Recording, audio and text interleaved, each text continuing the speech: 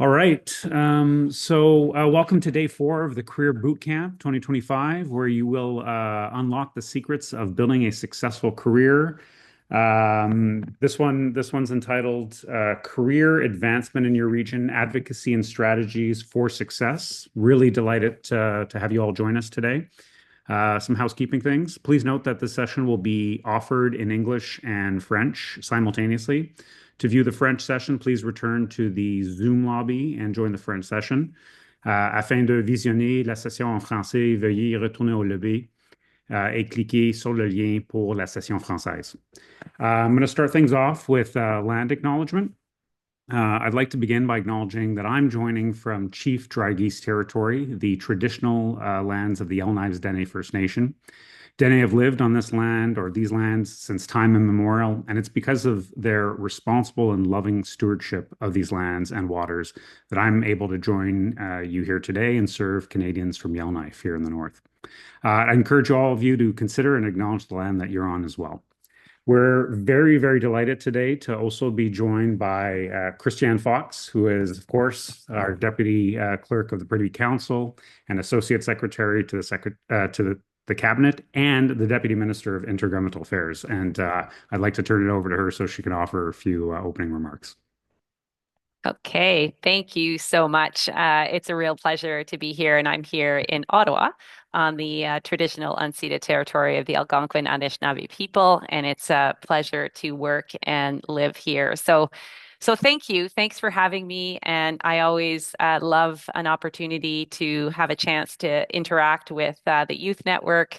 I've been the Youth Network champion now for 7 years, and I always make a joke that the minute they take away this title will signal that I'm too old to play the role. So I hope they don't do that very soon. But I'm always enormously energized by this group, and I learn so much by being part of things like Career Boot Camp or other types of events that we do.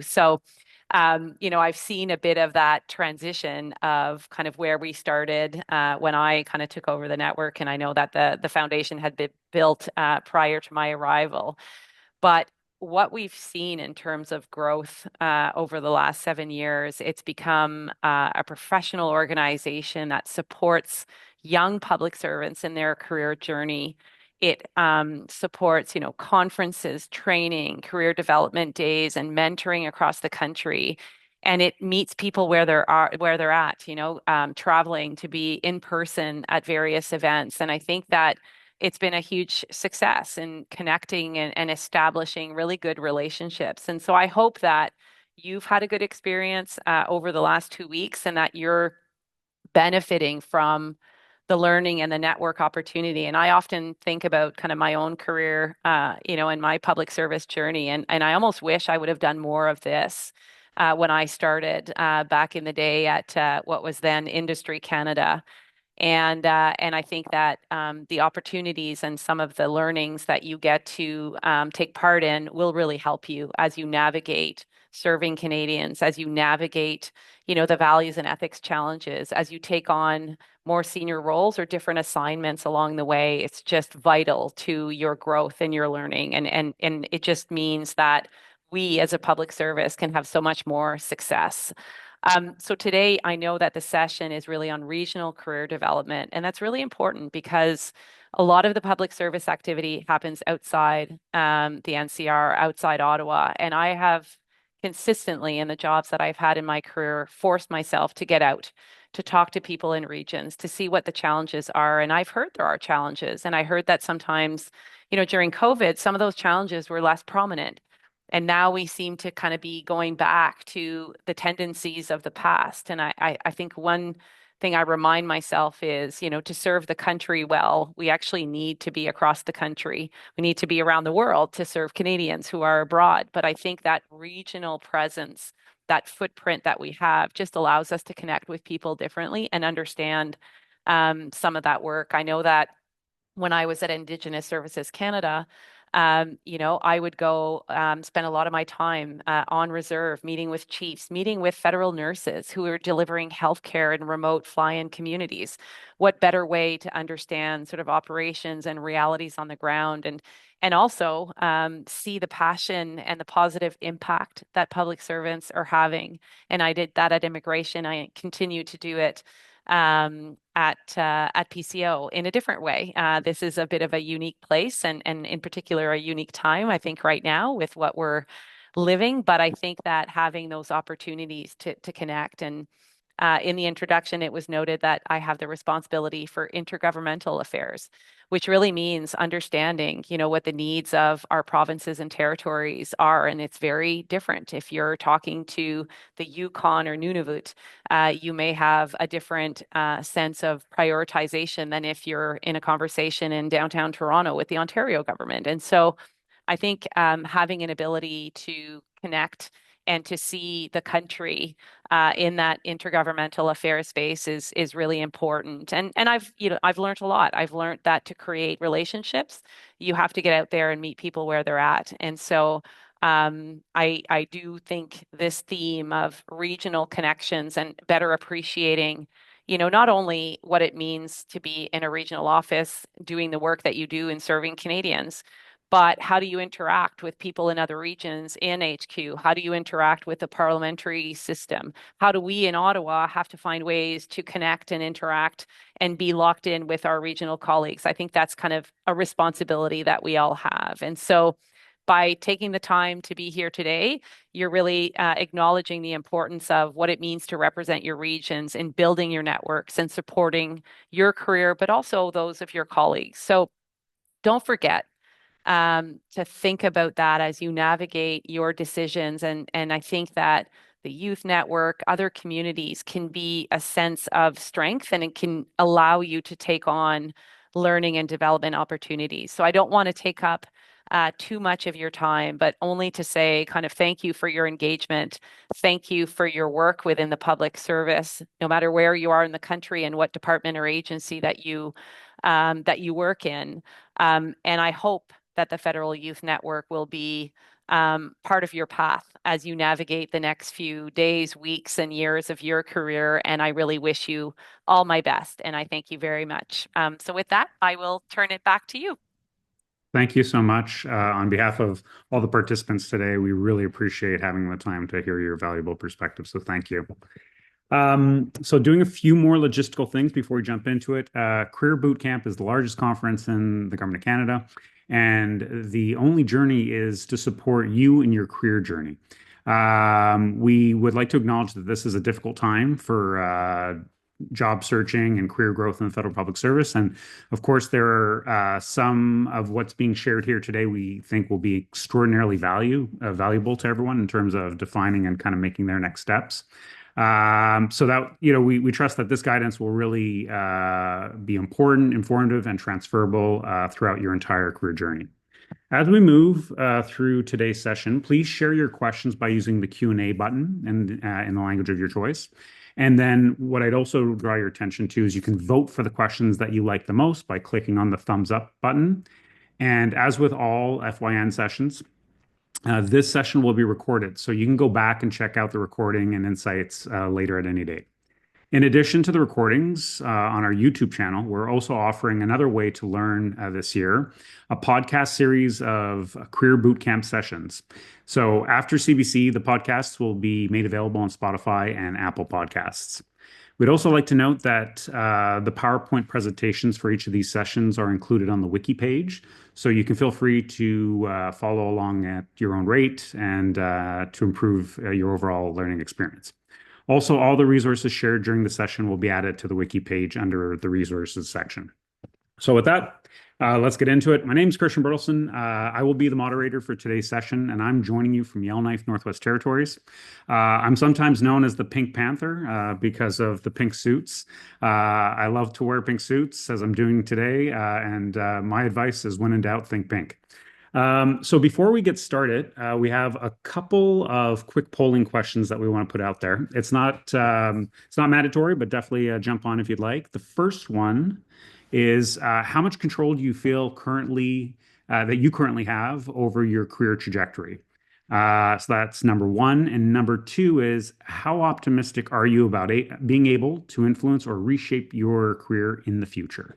So I'd invite you to kind of jump in on those and provide your good input. And we'll kind of just wait a moment and see if we can see the results of these polls.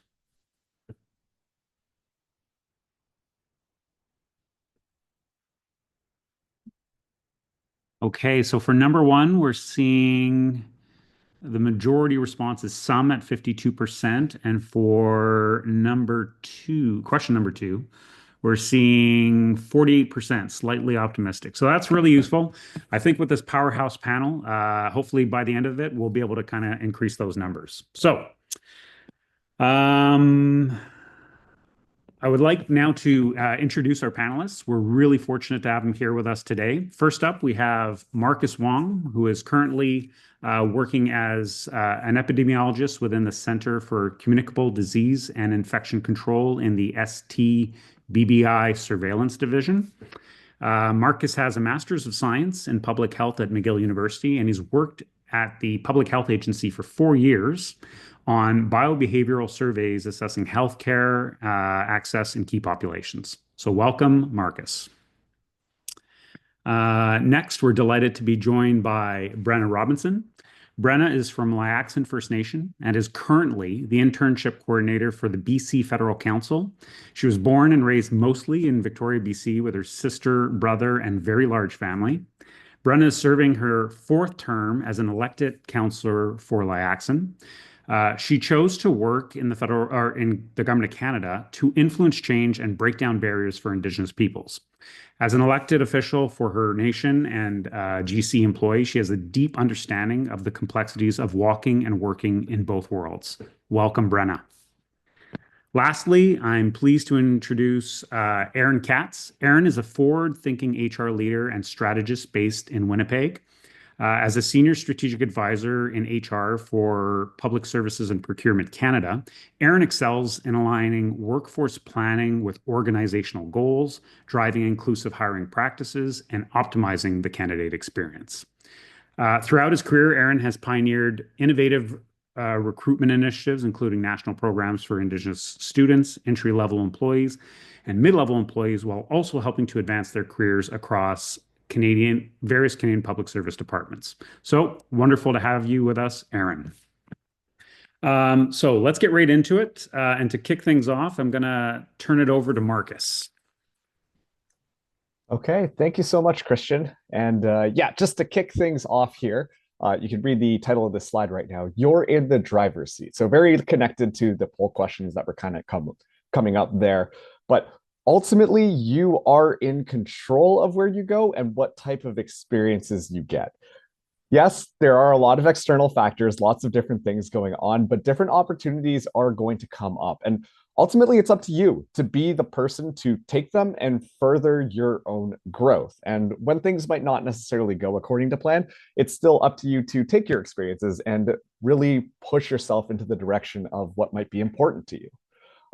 Of course, we're here talking about like all the regional offices and all of that type of stuff, but this is a little bit more just general career advice at first, which I'm going to start it out by just simply saying having a career plan is never a bad idea to have, because what it will really do is it's going to help set a goal for you. And I mean, if you take a look at that first point in the green little box there, identifying the position you want to attain and the skills you want to develop in 1, 3, 5 years. If you have a career plan, you have a little bit of an idea of what type of positions might be of interest or what you like really want to get into, then that can help you map things out a little bit more. What type of skills are going to be important for me here? Who do I need to talk to get a better idea of what I need to be building towards? What type of experiences do I need? You want to start pushing yourself towards that trajectory to make sure that you've got what it takes in order to get yourself into the career. Because if you're stumbling around in the dark, it's going to be a lot more difficult to make sure that you're getting the adequate skills rather than taking a little bit more of a focused approach. And really that kind of goes into that second point as well, where it's important to get experience and skills in all of these different areas to meet the quote unquote job descriptions that people will ultimately be looking for. But I want to focus in on that mentor word a little bit, because finding yourself somebody who is going to set you up where you're able to actually go out and get those experiences, and who is going to be open to what type of career path you want to go, all of that type of stuff. Those are the people who you want in your corner, because that way, on the job, in volunteer positions, anything like that, you're able to build those skills and build that experience together, which at the end of the day, experience is always going to be key. So surrounding yourself with the right people who can enable that is obviously going to be a good move. And this last point, adjusting your approach when career paths change or new opportunities arise, obviously it's a little bit like there are external factors that are really going to affect where your career trajectory goes, but we can also look at this in a little bit of a positive light, where suddenly you might be presented with a new type of opportunity. And so I encourage having flexibility in your career path. If you think, this end all goal has to be this one thing, and this, other opportunity comes up that sounds super exciting and you're really interested in it, it does not hurt to start to reconsider those plans, because things are going to change. Life does happen, and making sure that you are flexible to adapt is going to be very important. And on top of that, if you think about it, a lot of the skills that you are going to gain throughout your career journey, they're mostly going to be transferable skills that you can use in different industries or different positions. There's going to be something that you can kind of carry forwards with your experience. And so if these things kind of don't work out the way that you want, that's not the end of the world. You still are going to be in control of your own career. Okay, next slide, please. Okay, building your professional brand. So I'm going to use this time to talk about networking for a little bit, because when people talk about networking, what I imagine is you're standing around a room holding maybe a fancy drink or something like that and talking to other people about, hey, what is your job? That sounds really cool. My job is this. And as someone who is a little bit more socially anxious, that sounds terrifying to me. So I want to reframe networking a little bit more in what I call the say yes mentality. And ultimately, you achieve the same goals, but you do it in a little bit more of a different pathway. So let me explain right now. As different opportunities kind of come your way, I'm going to encourage you to just say yes to everything. Okay. And this is essentially what I did when I started out my career in the public service, where I just said yes to everything. And what this does is it's going to immerse you in different, unique opportunities with all sorts of different people. The difference being, you're also getting a chance to interact with these people in a bit more of a professional setting. So then that way, other people get a better idea of who you are as a person, but also have an idea of what type of work you are capable of. And this is really just a shotgun approach. If you say yes to everything, eventually something is going to stick. And not everything is going to stick either. But that's okay at the end of the day, because people will at least know who you are and what you are capable of doing. And so just a quick example on my end of things. When I first started, they were looking for someone for my social committee in the division. I don't really know anything about that, but I said, yes, sure, I could help out. And then a year later, next thing I knew, I was leading one of the games at like the holiday divisional party. And then shortly after that, we had meetings, like cross-divisional meetings, where my supervisor asked me to sit on.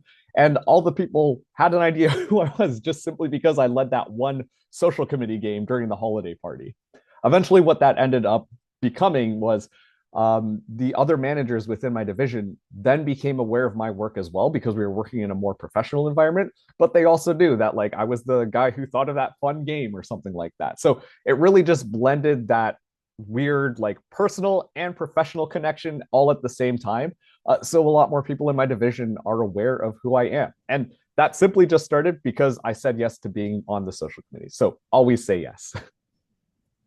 So Marcus, just one thing on that. One thing I would encourage our panelists to look at is we're getting a lot of good questions coming in, and no pressure, but if you can weave some of Sure.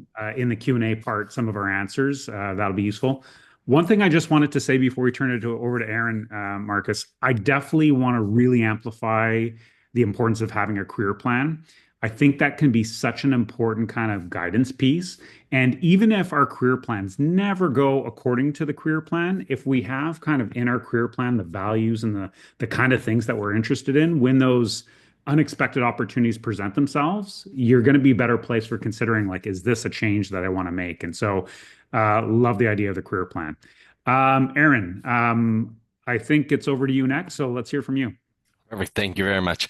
So the biggest one here for is exploring the opportunities is number one is doing the research and seeing what is out there. Is what departments and agencies have a presence in your city or in your region.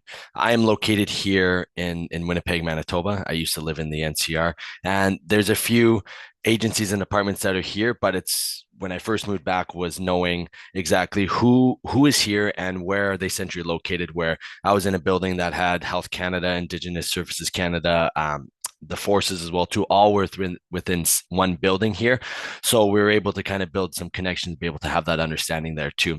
And also using the archives feature on the GC jobs to understand which positions have previously been posted. It's also connecting with the public servants in your city and region and being able to understand kind of what opportunities are available. Is there social committees? Is there other extra activities that I could do to help my learning and development as an employee within this department or looking at various assignments? And then also understanding how does your department and agency staff positions? Example, what type of selection processes do they do on GC jobs? Is it non-advertised appointments? Is it development programs here? If you are interested in a certain department, we have to look at the type of positions that they offer while doing our research. Do they have top secret clearances? Do they have secret clearances on the majority of their positions there?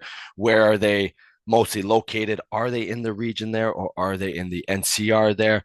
So having that type of research ahead of time while we're exploring those opportunities will help with the career plan, because then it gives us tangible actions of what we need to do. If they only do selection processes, then we would need to get experience to understand, how do I go through a written examination? How do I go through an oral examinations? How do I go through those stages? What is it like here? What is the time involved in those different areas? Or if it's non-advertised, how do I make those connections to be able to present myself to those hiring managers directly? So I am able to kind of learn more about that position, see if it's a right fit discussion, and then be able to kind of go through those. Or if they have development programs, is figuring out who do I get in contact or how do I raise my hand to be able to be a part of that development program? And then what is that process like too? So there's a lot of exploration and there's a lot of research involved in it. And we can look at those little steps there and we can put that plan in action to figure out, if we want to get to that certain point,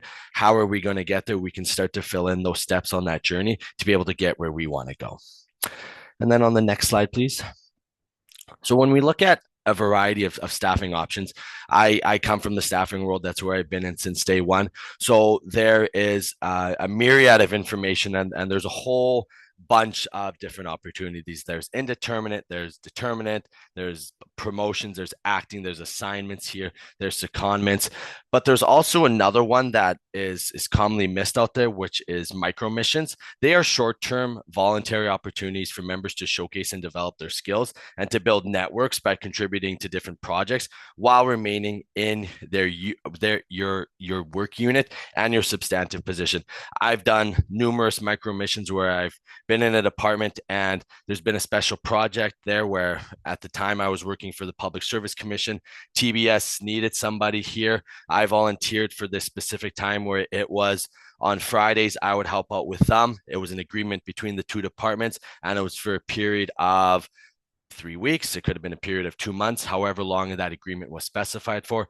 That is where I was able to do that micro mission, be able to expand my network as well, to be able to meet a lot more individuals, get on these different files here too. If it's inside of your department, it's assignments.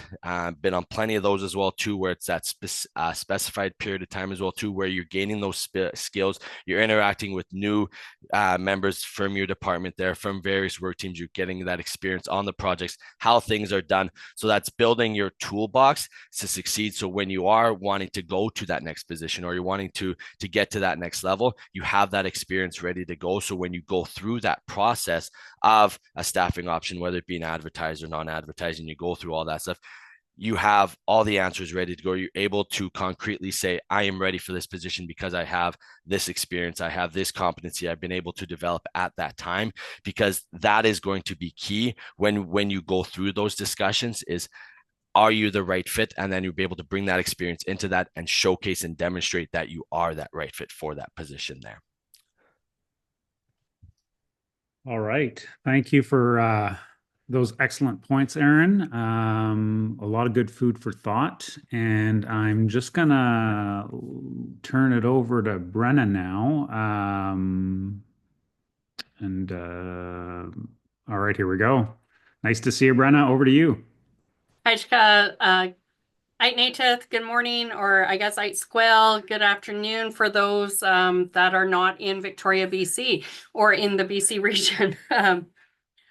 So to add on to what everybody has been sharing already is, of course, there's going to be roadblocks. There's always roadblocks. It's the federal government.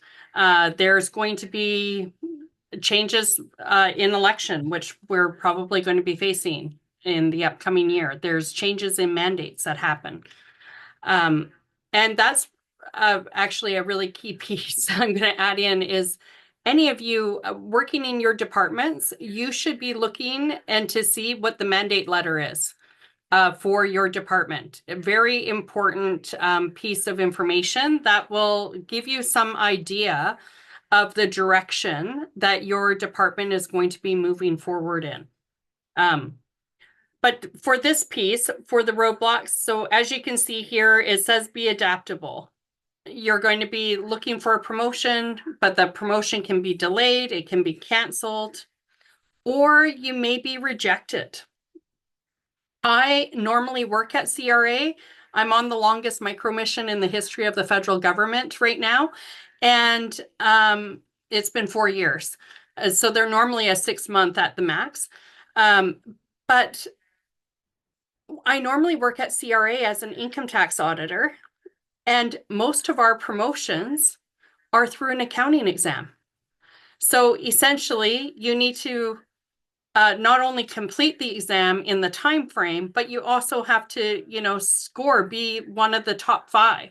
And sometimes it's just the top 2 that are going to be chosen. And that's how they do promotions for some of the areas. And in some ways that makes sense. And I mean, I'm also First Nations. So as a First Nations perspective, it doesn't make sense to me because accounting exams isn't going to determine whether or not I'm the right person for the job in my perspective. But just to give you an example, so it is important for you to understand the hiring processes and the promotion processes that are involved in the stream that you're in. As well, you have to accept that that is the way that they work. A lot of times too, the departments are going to provide you with tools. They may provide you with previous testing exams or those types of tools. You need to study those. You need to, I know it sounds like back in university, right? Where you got to prepare, but that is what's important. So being adaptable is important, but also being prepared is important. The best part of the federal government process is that they allow you to go back for feedback. And the feedback, I think, is the most important piece to any position. Personally, I think that it's important for you to apply for as many positions as you possibly can and always go for feedback. And they don't have to be with your department. They can be with any department. And the reason why is you want to practice your interviewing skills and your application skills so that when your dream job comes around, you're prepared for it and you'll be ready to interview and apply. And I know that it can seem like a lot of work, but it is worth it if you put the time in and the effort and are prepared, so that you're able to move into the position that you want to go. There is so many opportunities for you to strengthen your resume or build your related skills. That's the other piece, is doing some research, looking at some previous job postings to see what they're looking for. And if that sounds like a job that you would be really interested in, doing your research on that, to find out what skills you need to strengthen in order to move into that position. As well as if it is in your own department and it is an area that you think that you really want to work in, talk to the people who are already there and see if you can take them out for a virtual coffee. But all of those things are all part of being adaptable and finding ways to strengthen your resumes and develop your skills. You can use Canada School of Public Service, which is, of course, has a lot of free online self-paced coursing as well as timed coursing. Another great hidden secret is Apolitical.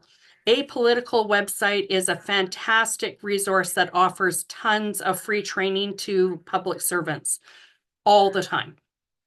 If we can move to the next slide, please. Right, so new pathways. So you find an unexpected opportunity to act in a role outside of your comfort zone. Absolutely.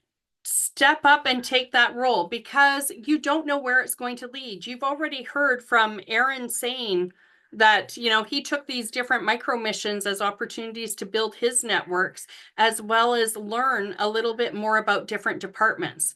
I'm in this micro mission. I get the privilege of having this little bird's eye view into all these different federal departments and organization and get to learn a little bit more about the things that they do. I've also been introduced to federal departments that I didn't even know existed. So opportunities, especially unexpected opportunities, are always a way that you're going to learn something. Like there's never going to be, oh, I wish I never took that. It's always a way to help strengthen your resiliency. It builds your skills in one way or another.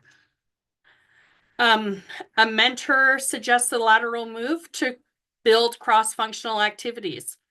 Absolutely.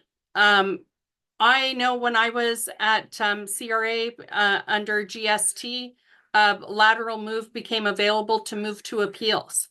And I went to appeals because I thought, you know what? They're the ones who look at the work that the auditors have already done.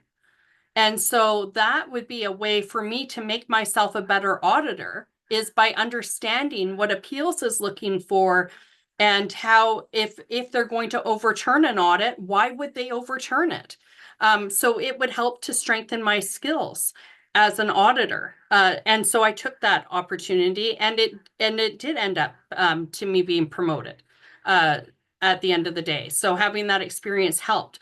So you don't know what those cross-functional skills are necessarily. You may think they're going to be one thing and it actually might turn into something else. But I've never seen it actually turn into a negative. It's always been a way for you to build your skills, enhance your networks, also be able to work with different people. Team leaders, supervisors, managers, every one of them have the same job, but every person's unique and they all do it differently. And so just being able to learn from different leaders is also important because it's also going to help you build your skills. And even if it's a leader that you may not necessarily, it may not be your favorite leadership style, but what it does is it teaches you a little bit more about yourself and what your needs are. And it also teaches you how to work collaboratively with someone who may not necessarily be the person you would normally prefer to work under.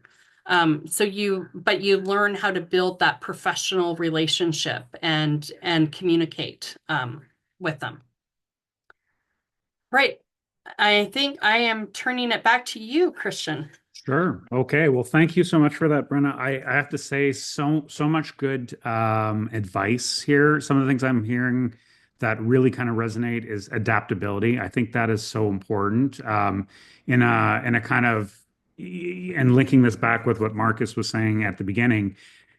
Adaptability is so key because, we may have a career plan, we may have all these kind of, ideas about how our career is going to go, but sometimes for various reasons, it doesn't always unfurl that way. So adaptability is key. Also, we've all probably applied on jobs where we're like, I'm really interested in this. And for some reason that doesn't work out. How do we kind of stop, reset, refocus after a moment like that? So I think adaptability is such an important and practical kind of concept in terms of, navigating your career. I would also say articulation, like talk to your manager and your colleagues about the things, what you want your career to be.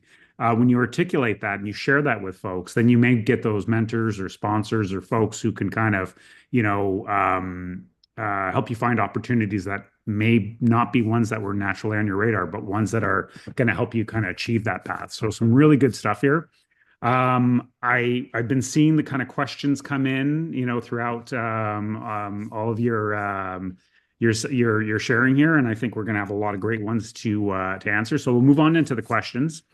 And I just want to remind folks that you can use the Q&A function to put those in there and then vote on the ones that you're most interested in. And let's get straight to it. So what I'm going to ask the panel to do is, answer the questions as quickly as possible, and integrate all your good ideas. And if you can answer that question and integrate any of the other interests that we're seeing in the Q&A function, definitely I'll let you weave that all in together. And I also want to just remind folks that the resources that we mentioned at the beginning will be, shared on the wiki page after the event, so you can kind of always go to those at any time. So it seems like the first question, which is the most popular question thus far, I'll read it out, and then after I'll kind of turn to the panel and see who wants to kind of jump in on this. Is there an existing HR mechanism or exchange program allowing public servants from NCR headquarters and a regional office to exchange positions for a set period of time to gain a different perspective of the work that they do? And if yes, where do we sign up for that? So wouldn't mind hearing any of the great panelists' thoughts or perspectives on this one. For that answer there, a lot of it comes down to your specific department and figuring out how they're structured. Coming from an HR perspective here, a lot of those times they are designated as assignments or micro missions. So that's where I would advocate to your manager, to your supervisor, especially when you're having your PMA discussions or you're having your career development discussions, and advocating for yourself, that you want to say that you want to have that program. You want to be able to gain that NCR experience, even if you're a regional employee or if you are an NCR employee. Understanding what the regional perspective is because it will help programs move forward, and they'll be able to take that information and be able to explore some opportunities at their level and provide some information to you. While there may be no official program for that, a lot of it is based off of how your department is structured and what type of resources that they have available. Thanks for that, Aaron. Those were some really good points. I'm just going to check and see with Brenna and Marcus if you had anything to add on that. Yeah, just a quick addition on my end. Once again, just like Aaron said, it is very specific. For example, you have to take a look at the different programs that exist. In my field as an epidemiologist, there's one called the field epidemiology program, which doesn't necessarily mean that you're going to be moving around all over the place, but it's a different perspective of epidemiology in different regions instead. So it really does come down to just unique opportunities, while despite the fact that there isn't a formal mechanism for an exchange, kind of like what is being suggested. Okay, thanks for that, Marcus. Brenna, anything to offer on that? No, I think I'll just defer.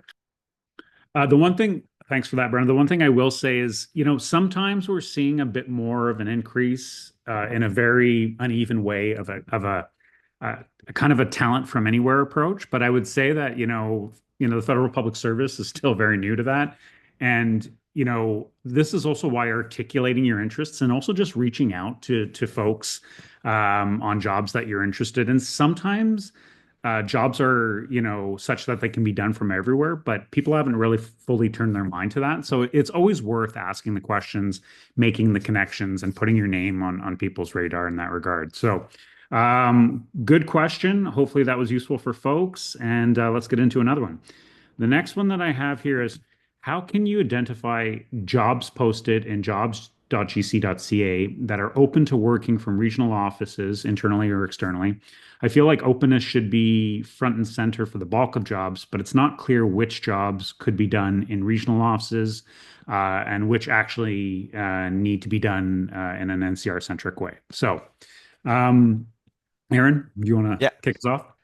So that one there is all based off of the current GC jobs format, which is known as the public service resourcing system. You'll notice on every job advertisement, there has to be a location tied to it. So any ones that are NCR specific, or they'll mention Ottawa or they'll mention Gatineau into there. Ones that are open across the country who may have a bunch of regional offices, they may have various locations, and that's where they will mention, and then you'll be able to do your research from there to see if there is an office located in your region or in your city, and if there is, then maybe something to be able to put your name forward. But just notice that it's usually always in, when we look at the job that's on GC jobs, it's usually in the second line right under the department's name. That'll be the location of where it's then. And then when you're doing your job search, you can also filter based off of your region or your city into there to show you what type of positions are there specifically for your region, based off of kind of what the information is available and what's currently being offered by various departments. Thanks for that, Aaron. Brenna or Marcus, do you guys have anything to add to that? Okay. I have another one here that maybe Brenna is well suited for you. I'll just read it out. How can I make my career aspirations known, and how do I get noticed? Is that one you'd like to take a crack at? Sure. Thank you, Christian. This is a great question. And already Marcus shared with you earlier about how he joined the social committee. Joining committees, there's also your professional network, formerly Young Professional Network, that is usually available at most offices. Other areas, for example, I joined Toastmasters at my office, and I joined when I was a student. And the reason I joined is I went to the information session, and then I saw the members, and the members were all auditors, and I wanted to be bridged into an audit position. So I joined Toastmasters because I wanted to network with the auditors, and also there were some team leaders from audit in there as well. So I wanted to network with them, and that's how I utilized Toastmasters, and CRA calls upon Toastmasters all the time for every MC event, whether it's a town hall, the awards and recognition, as well as even the charity campaign. Charity campaign, volunteering for that is a great way, even if it's not like the lead positions, but even just being your team lead or helping sell 50/50 tickets. Any of those things are going to help you get noticed. So putting your hand up to volunteer. And I think it's important because it lets the leadership know that you care about more than just yourself, that you want to be involved, you want to be engaged, and you want to participate. And so even if it's joining a network, like I'm also a member of the Indigenous Employee Network, those things that you're passionate about, definitely pursue those interests. Another way to do it, I'm not sure how the other departments do it. I know at CRA, everything's electronic, is our individualized learning plan. And so people have talked about a career plan.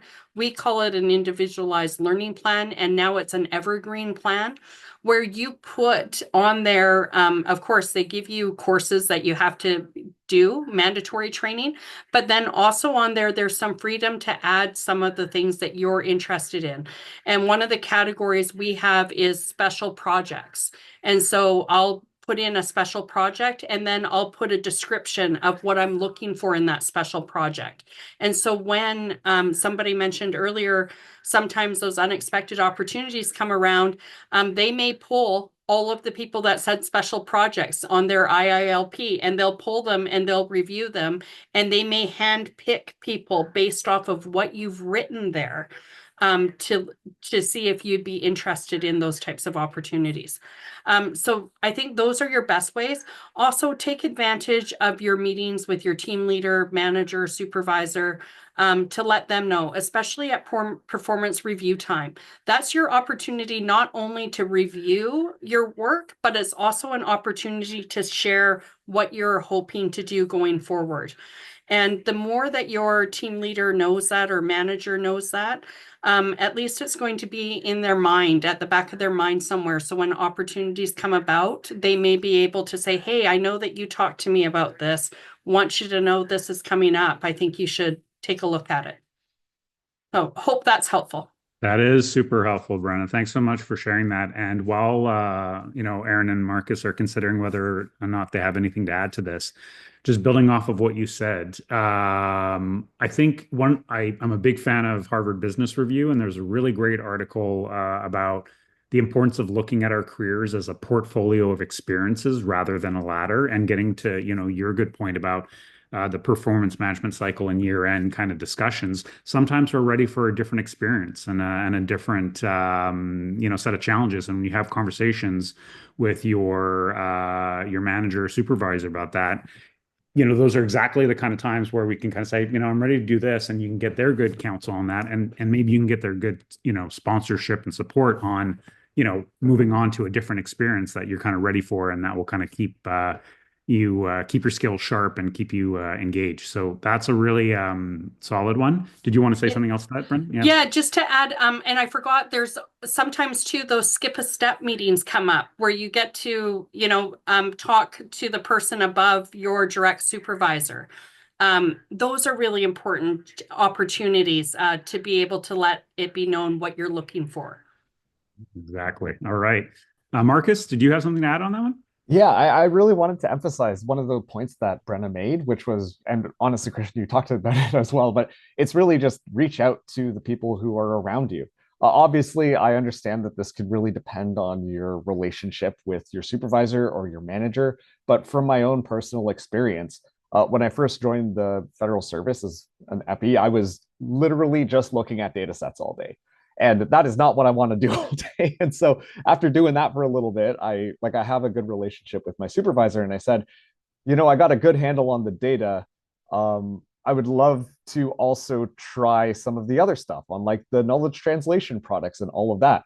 And my supervisor was like, I mean, yeah, let's do it. Cause you understand the data. Would be a good opportunity for you to go out and try that out. And in a weird way, that actually made me appreciate the data stuff more because I got to be able to see that end product. But that just started off with a very informal discussion about me being like, I want to do a little bit more than just data because I don't want my career to just be stuck in data analysis the entire time. And little conversations like that, and especially establishing that trust with your supervisor and manager, because like Brenna was saying, if they know, then they can kind of help you out because they also would like to see you grow as well. Assuming that this is a very good supervisor and managerial experience. So really important points being mentioned there. Thanks for that, Marcus. And yeah, just being honest about your needs is always a good start, right? There's nothing wrong with that. Two other things I would say is don't limit yourself to just the federal government and your experiences. Doing volunteer things beyond that can also be a really great way to kind of challenge yourself and kind of add stuff to your repertoire of skills. And the other thing is don't be afraid of change. Though it can be kind of discomforting sometimes to throw yourself into something entirely different, that's where we do our greatest growth, right?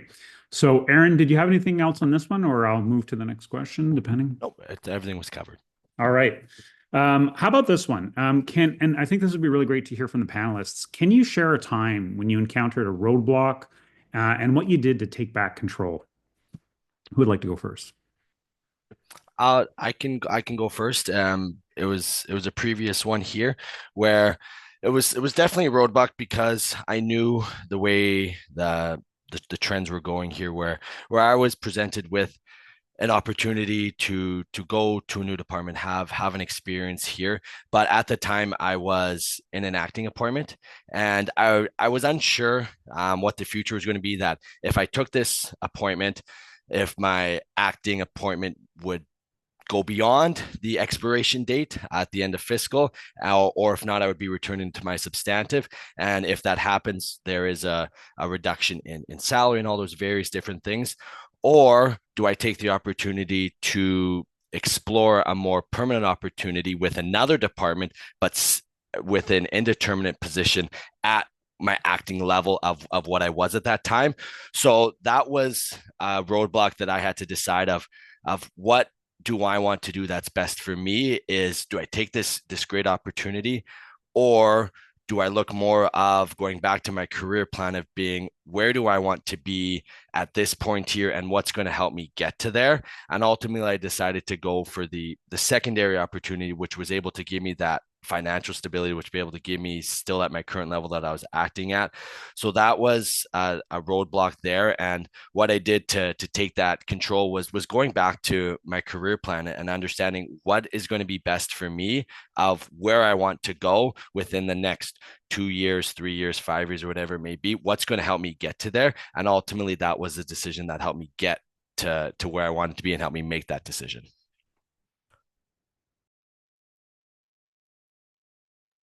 All right. Thanks for that. Aaron, appreciate that. Marcus, Brendan, did you have anything you want to add to that or share your experience? I thought that was a great example. I'm fine to move on to another question. Okay. How about there was a specific follow-up question, Marcus, to one of the good points you made. Maybe I'll read that one out. With the suggestion to saying yes to everything, what can you suggest to ensure that you're not taking on too much? This individual has a tendency sometimes to say yes to everything, and then, they're not exactly sure how they feel when they're in the position of getting that on and whether to say no and all that. So maybe any thoughts on that one, Marcus? Meditation. Okay, joking aside, it does require a lot of self-reflection to have an idea on your capacity limits. I struggle with that a lot, because, like, in my introduction slide, I also work another job as well outside of my federal service job. And, coming into it with I'm going to do it all, I'm going to do everything, it leads to burnout, just to be completely honest with you.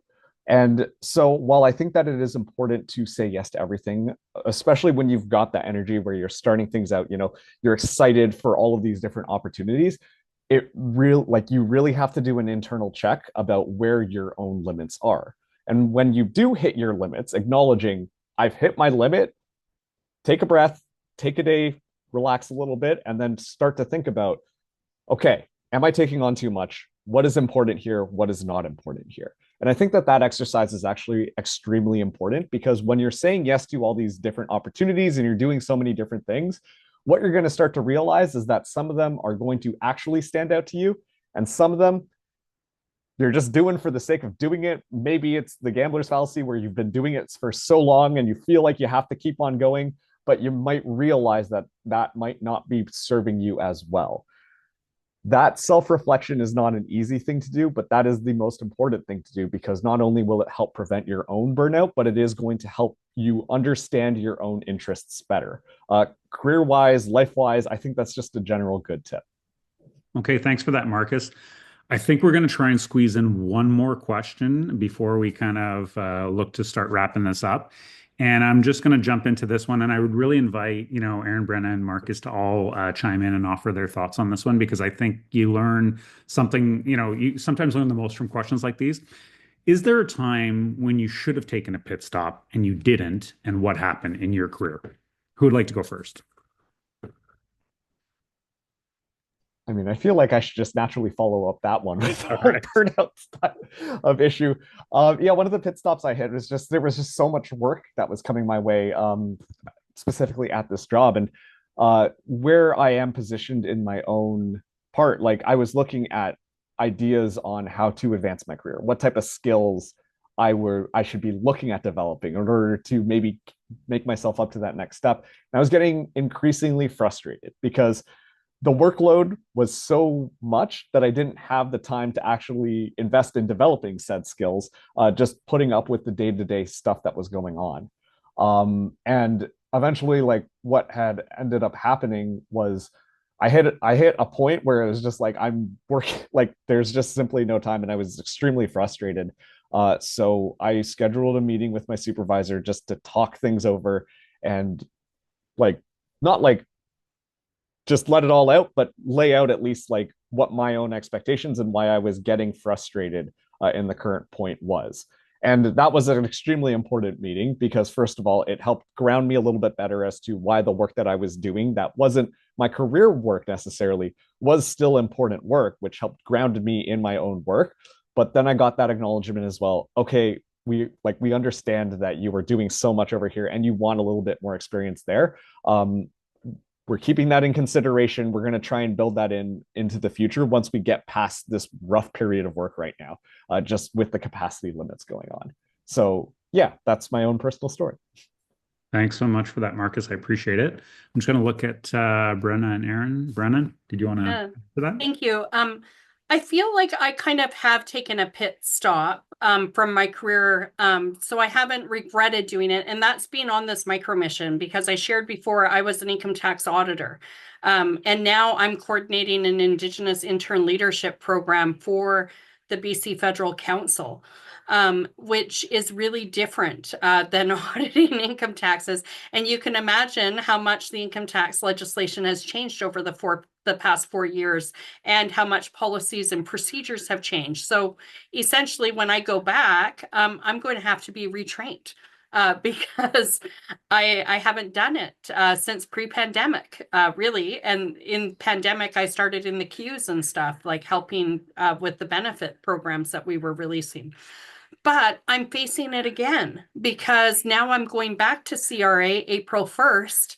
And now I'm trying to figure out, do I want to stay in the audit stream or am I willing to move back to like take a demotion and go back to appeals and kind of start over in appeals? Or there's a couple of different opportunities available, and some of them are going to involve a demotion. And so I am really considering that. So that's what you really need to figure out is you need to kind of get an idea of where you want to be in 5 years from now and how can you get there. And I've seen team leaders at CRA where they were team leaders in audit and they took a demotion to be a team leader over on the collection side of house. And now they've come back to be a manager in audit. And they needed to take that pit stop in order to get to where they are. I've also had a manager at CRA where they didn't like it at all. They didn't find the job fun. It was way more stressful for them. And they essentially, after 2 years, decided that's it. I can't do this anymore. This is not how I want to live my life every day. And they stepped down from being a manager to be a team leader. And because that's where they were happiest. So those are the things that you need to consider. You need to consider your own well-being, your own mental health, what your capacity is, what are the things that you want to do. And if you want to say yes to a lot of those committees and be involved in them, what does that mean for you then for your work-life balance? And how can you make it work where you can still be involved in those activities and still show up for work to do your job well? So those are all really individual, and it's going to depend on each and every one of you on how you're going to proceed with that. Thanks so much for that, Brenna. One of the takeaways for me there is the path is not always the way you imagine it to be. So thanks for that. Aaron, any final points on that before we wrap up?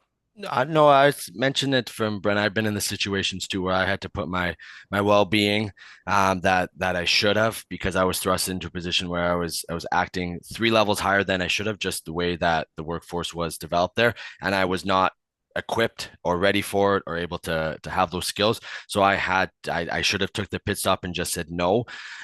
Ultimately, I did put my well-being first after being in that role for a little bit and come back to it. And it has actually helped me in the further be able to develop those skills and go back to now being ready for that position now that I am in right now. Thanks so much for that, Aaron. And like one of the things I'm taking away from that is there's nothing wrong with experimenting. Like you try things and you have to be well to do well, right? And sometimes we don't know how ready we are for something until we're trying it out, right? So, these are all excellent points. I just want to say what a wealth of knowledge we have on this panel. I'm so delighted to have kind of learned from each of you. I also want to just thank all the participants for their excellent questions. Obviously, we're seeing there are a lot more questions than time for answers for everyone. But what I would encourage folks to do is, and especially the panelists, if you have specific answers on any of these, don't hesitate to chime in and give people your best advice. I know we learned a lot. I'm definitely looking forward to seeing this recording on the FYN YouTube channel. Also encourage you to check out the podcasts. If you want to know anything more about these topics, we also encourage you to check out the CBC 2025 Wiki resource page where everything can be found there. I think we probably did a very good job of kind of looking at the learning objectives and trying to kind of address them throughout the various contributions of these fantastic panelists. So I just want to really, we have one more final polling question that we're going to roll out. And I'm going to be looking at my backroom team staff here to throw that out there. Was this a good use of your time? Yes or no? Chime in on that. Provide us your great answers. And while you're doing that, I just really want to thank everyone for taking the time to join us today. And I also want to remind everyone that there's going to be a closing session at 2:30 Eastern time where you'll have another opportunity to, ask some questions and chime in. So let's see if we have the results of this poll, just to take a quick look at it.